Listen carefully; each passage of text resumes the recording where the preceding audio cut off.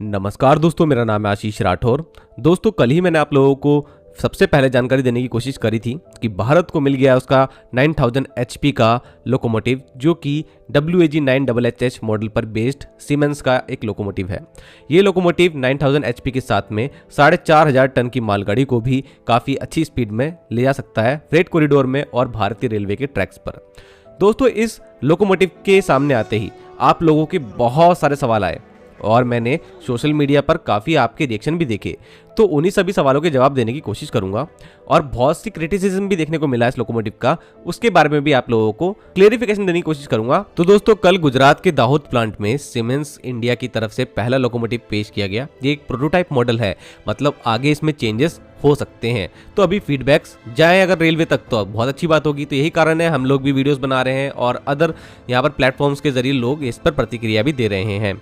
तो दोस्तों, सबसे पहली बात तो इसके कलर को लेकर के आप लोगों को आज क्लैरिफिकेशन देने वाला हूं। तो दोस्तों, कल की वीडियो में मैंने बोला था कि मुझे थोड़ा सा डिसअपॉइंटमेंट हुआ है कलर को लेकर के, बाकी लोकोमोटिव मुझे अच्छा लगा। इस पर काफ़ी लोगों ने प्रतिक्रिया दी कि कलर से क्या होता है, आप इसमें स्पेसिफिकेशन देखिए इसकी, अगर उसमें कुछ कमी है तो वो बताइए। तो बाकी इसमें कलर को लेकर के काफ़ी लोगों की अलग अलग प्रतिक्रियाएं थी। मैं आप लोगों को एक आंसर देना चाहता हूं। मैं ही नहीं, इंडियन रेलवेज को चाहने वाले रेल फैंस, पूरी कम्युनिटी, मुझे लगता है मैक्सिमम लोग इस कलर के लिए अभी पक्ष में नहीं होंगे। क्यों? कलर से यहाँ पर प्रॉब्लम किसी को नहीं है। मैं आप लोगों को एक बात 100% फिर से क्लियर कर दूं, कलर से किसी को कोई प्रॉब्लम नहीं है। ये लोकोमोटिव काफ़ी ज़्यादा अच्छा लग रहा है इस कलर में भी, लेकिन प्रॉब्लम वहाँ हो जाती है जो हमारी मेमोरी में वंदे भारत, वंदे स्लीपर, अमृत भारत और वंदे मेट्रो, जिसको हम रैपिड रेल के नाम से भी जानते हैं, इन सभी की लिवरी आप देखेंगे तो कलर बहुत हद तक मैच होता है। ऑरेंज कलर तो इनके अंदर है ही, और कुछ में ग्रे है तो कुछ में डार्क ग्रे और ब्लैक देखने को मिलेगा। तो इन सभी हमारी नई पैसेंजर श्रेणी की जो ट्रेनें आई हैं, इनमें आप लोगों को कलर का जो लिवरी यूज किया गया है वो डिफरेंस आप लोगों को बहुत ही कम देखने को मिलेगा। तो अब इसी कलर के साथ में ये लोकोमोटिव भी आ गया, तो ऐसे में हम लोगों को थोड़ा अजीब लगा कि अब फ्रेट लोकोमोटिव भी इसी कलर का होगा। तो अब तो दोस्तों थोड़ा सा अजीब लगेगा ना सोचने में। आप लोगों की मेमोरी में वो हमारी बहुत ही अच्छी अच्छी जो ट्रेनें भी आई हैं वो है उसी कलर शेड में। अब वैसे ही आप लोगों का फ्रेट लोकोमोटिव भी आ जाए तो अब यहाँ पर सेगमेंट अलग अलग नहीं हो पा रहे ना। ये एक फ्रेट लोकोमोटिव है, इसका एक अलग लिवरी यूज करी जा सकती थी, जैसे कि सीमेंस ने दिखाया भी था एनिमेशन में, वो भी बहुत अच्छा कलर था। हालांकि व्हाइट उन्होंने शायद नहीं यूज किया हो फ्रेट की श्रेणी में, क्योंकि इस तरह के कलर जल्दी गंदे हो जाते हैं। तो ठीक है, अदर कलर भी जो कॉम्बिनेशन है वो यूज किए जा सकते थे, ये मेरा मत था और मुझे लगता है कि मैक्सिमम लोग इस बात से सहमत होंगे। अगर पहले हमारी और पैसेंजर ट्रेन जो आ चुकी हैं इस कलर में वो ना आई होती, उनकी लिवरी वैसी ना होती, तो आज अगर ये लोकोमोटिव आता और पहला कलर होता है इंडियन रेलवेज में किसी फ्रेट लोगों के लिए, तो इसका बहुत अच्छा वेलकम होता। पूरी रेल फैन कम्युनिटी इसको बहुत ज्यादा अच्छे से स्वागत करती और अदर जो लोग हमारे भारत के उनको भी बहुत ज्यादा पसंद ये आता।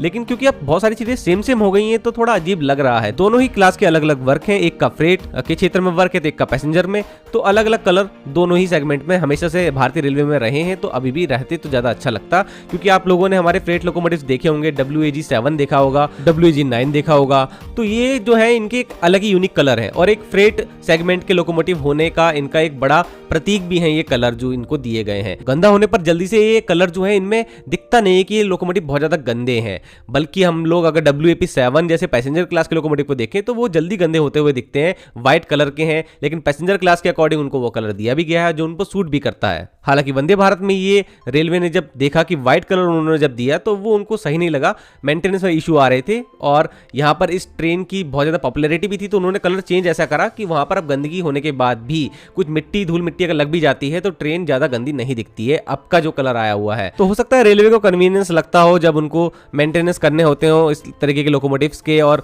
रोलिंग स्टॉक के, तो इसलिए उन्होंने ये कलर करने को बोला हो सीमेंस को। लेकिन और भी कॉम्बिनेशन ट्राई की जा सकते हैं भविष्य में, अभी तो ये प्रोटोटाइप है। बस यही मेरा एक फीडबैक रहेगा भारतीय रेलवे और सीमेंस इंडिया को। अब दोस्तों अगले क्वेश्चन में आते हैं। लोगों का डिजाइन के ऊपर कुछ क्वेश्चंस थे। लोगों का कहना था एरोडायनेमिक क्यों नहीं बनाया और इसका जो डिजाइन है वो बॉक्सी क्यों रखा हुआ है। तो उस पर मैं आप लोगों को क्लियर कट आंसर दे देता हूं। सबसे पहले तो यहाँ पर जो एरोडायनेमिक्स है वो डिजाइन के टाइम पर मैटर नहीं करती है, क्योंकि इसकी स्पीड उतनी होने ही नहीं वाली कि एरोडायनेमिक्स काफी ज्यादा मैटर करे। 120 kmph की स्पीड रेयरली ये अचीव करेगा हमारे इंडियन रेलवे के ट्रैक्स पर लोड के साथ में, जो कि मालगाड़ी का होता है।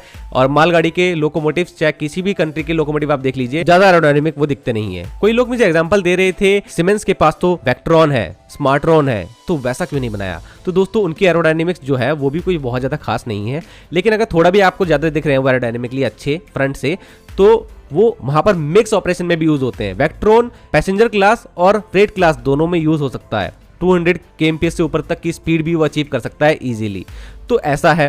दूसरा डिज़ाइन दोस्तों मैं आप लोगों को बता दूं, डिज़ाइन एग्जैक्टली सिमेंस वही लेकर के आया है जो उन्होंने कही थी। आप लोग जो एनिमेशन में डिज़ाइन देख पा रहे हैं बिल्कुल वैसा ही आप लोगों को एजेस और फ्रंट है वो सारे आप लोगों को सेम तो देखने को मिल रहे हैं जो उन्होंने दिखाया था एनिमेशन में। तो डिज़ाइन तो वही थी, 1 साल पहले से आप लोगों को पता था कि ऐसा ही लोकोमोटिव आने वाला है, इसलिए मैंने बोला डिज़ाइन सेम है, कोई चेंजेस नहीं है। लेकिन मैंने जो फिनिशिंग एक्सपेक्ट करी थी सीमेंस से मुझे वो देखने को मिली है, और क्योंकि यहाँ पर स्टील बॉडी का यूज हो रहा है तो ये फिनिशिंग काफी ठीक है। अब दोस्तों जो लोग कह रहे थे बॉक्सी लुक वही पुराना ओल्ड भारतीय रेलवे कब बदलेंगे, तो दोस्तों उन लोगों को आंसर दे दूं।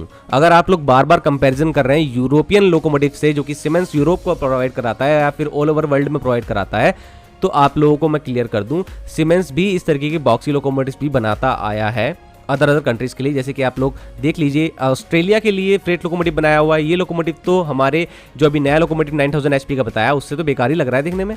तो दोस्तों अलग अलग देश की अलग अलग रिक्वायरमेंट होती हैं, वहाँ की अलग कंडीशन होती हैं, किस सेगमेंट के लिए ये लोकोमोटिव यूज होगा वो सारी चीज़ें ध्यान में रखने के बाद ही लोकोमोटिव रेडी होते हैं। और सीमेंस के पास सारी टेक्नोलॉजी है, वो चाहे तो बना देता अच्छा खासा, लेकिन जो रिक्वायरमेंट भारतीय रेलवे की है उसके अकॉर्डिंग ये लोकोमोटिव बना है। वैक 12 भी तो एल्स्टॉम काफी अलग बना सकता था, लेकिन वैक 12 भी इंडियन कंडीशन के अकॉर्डिंग ही बनाया गया है। और आप लोग अगर फिनिशिंग और एजेस और कर्व्स की बात देखें वेक्ट्रॉन जैसे लोकोमोटिव की सीमेंस की, अगर आप कंपेयर कर रहे हैं माइंड में, तो आप लोगों को एक बात क्लियर कर दूं, सीमेंस अपने वेक्ट्रॉन और स्मार्ट्रॉन जैसे लोकोमोटिव्स के अंदर जो मेन बॉडी है जिसके अंदर फ्रेम और चैसिस आती है, मेन स्ट्रक्चर हम इसे कह सकते हैं, उसके लिए हाई स्ट्रेंथ स्टील का यूज करता है। लेकिन अगर हम एक्सटीरियर बॉडी की बात करें, पैनल जो होते हैं बॉडी के उसकी बात करें, तो वो बनते हैं एल्यूमिनियम से, और एल्यूमिनियम से ही इस तरीके की फिनिशिंग आ सकती है कर्व्स में जो आप लोग देख पा रहे होंगे। और इसके ऊपर पेंट भी काफ़ी ज़्यादा अच्छा लगता है।